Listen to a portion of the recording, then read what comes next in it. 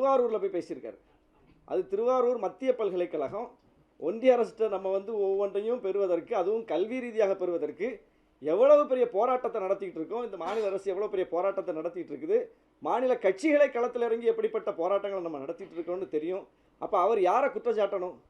ஒன்றிய அரசு தொடர்பாக இப்போ ரயில்வே ஸ்டேஷன் தொடர்பாக ஒரு குற்றச்சாட்டு வைக்கிறார், ஒன்றிய பல்கலைக்கழகம் தொடர்பாக ஒரு குற்றச்சாட்டு வைக்கிறார். அதுவும் ஒழுங்காக தெரிஞ்சுக்கிட்டு வச்சிருக்கலாம். அப்போது ஒன்றிய அரசை நோக்கி அவர் நம்மளோட சேர்ந்துல பேசணும். எங்கே பேசுகிறாரு? பாஜக தொடர்பான விஷயங்களில் அவர் எங்கே வெளிப்படுறாரு? அப்போ அவருக்கு திமுகவை குறிவைப்பதற்கான அஜெண்டா யாராவது கொடுத்துருக்காங்களா? அதுதான் ஒரு வேலையா? ஒரு கட்சியை குறிவைப்பது என்பது ஒரு புதிய சக்தியின் வேலையா? எந்த காலத்திலையும் தமிழ்நாட்டு அரசியல் நான் பார்த்தது இல்லையா? ஒரு புதிய வரவு என்றால் என்ன செய்வாங்க? இருக்கிற எல்லாரும் தப்பும்பாங்க. இந்த கட்சி தப்பு, இந்த கட்சி தப்பு, இவங்க செய்யலை, அவங்க செய்யலை, நான் செய்வேன் அப்படின்னா ஒரு புதிய சக்தி களத்துக்கு வரும். ஆனால் இங்கே எந்த கட்சியை பற்றியும் பேசுறது கிடையாது, பேச வேண்டியதை பேசுறது கிடையாது. தமிழ்நாடு இன்றைக்கு சந்தித்து வரக்கூடிய மிகப்பெரிய நெருக்கடியே ஒன்றிய பாஜகவால் வந்திருக்கிற நெருக்கடி தான்.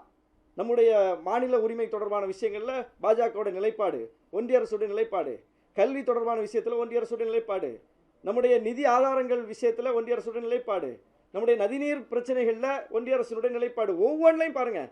எந்த பக்கம் திரும்பினாலும் நமக்கு முட்டுக்கட்டை போடுவதாகவும் நமக்கு முரண்பாடான கருத்தை கொண்டு வந்து நம் மீது திணிப்பதாகவும் இருப்பது யாரு? எந்த கட்சி, எந்த அரசு? அப்போ அந்த அரசை நோக்கி நீங்கள் என்ன உங்களுடைய வெளிப்பாடு இருக்குது?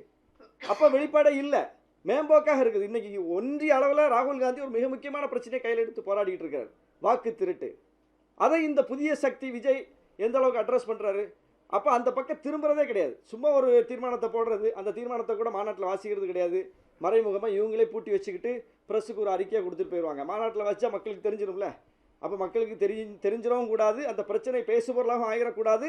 ஆனால் தீர்மானம் நாங்கள் நிறைவேற்றியிருக்கோம்னு சொல்கிறதுக்கு, ஒரு சான்றுக்கு காட்டுறதுக்கு ஒரு பேப்பர் வேணும். இப்படிப்பட்ட ஒரு அரசியலை செய்து கொண்டிருக்கிறார். இந்த அரசியலை வந்து இங்கே உட்காந்துட்டு ஒப்பீனியன் மேக்கர்ஸ் உட்காந்துட்டு ஆஹா ஓஹோ அவர் பேச்சை பார்த்தீங்களா, ஃபயர் விட்டார் பார்த்தீங்களா, அப்படி பார்த்தீங்களா, இப்படி பார்த்தீங்களான்னா என்ன ஃபயர் விட்டார்? நான் கேட்குற கேள்விக்கு பதில் சொல்லட்டும். நாகப்பட்டினம் தொடர்பாக நேற்று அவர் பேசிட்டு போனதில் ஒரு கேள்விக்கு அவர் பதில் சொல்லட்டும். அப்போ அது எப்படி ஃபயர் விட்டதாகும்? இங்கே என்னங்க எல்லாருமே வந்து இதாக உட்காந்துட்டு இருக்கோமா? யார் வேணாலும் எப்படி வேணாலும் பேசிட்டு போகலாம், பதில் சொல்கிறதுக்கு ஆள் இல்லையா? அப்போது அப்படியெல்லாம் இல்லை. தமிழ்நாட்டு அரசியல் களம் அப்படி இல்லை. தமிழ்நாட்டு அரசியல் களத்தை மக்கள் கூர்மையாக பார்க்கிறார்கள். அவருக்கு கூடுகிற கூட்டம் என்பது அவருடைய சினிமா கவர்ச்சிக்கு கூடுகிற கூட்டம். தமிழக வெற்றி கழகம் என்கிற கட்சியையே தொடங்காமல் இதே விஜய் அவர்கள் நாகப்பட்டினத்துக்கு வந்திருந்தார்னு வைங்க, நேற்று வந்தது அப்படியே ஒரு கட்சியெல்லாம் விட்டுருங்க, தாவேக்கா கிடையாது, விஜய் நாகப்பட்டினத்துக்கு வர்றாருன்னு சொல்லி அறிவிக்கப்பட்டு ஒரு நாள் பயணம் அந்த ஊரில் அவர் நிகழ்த்தினா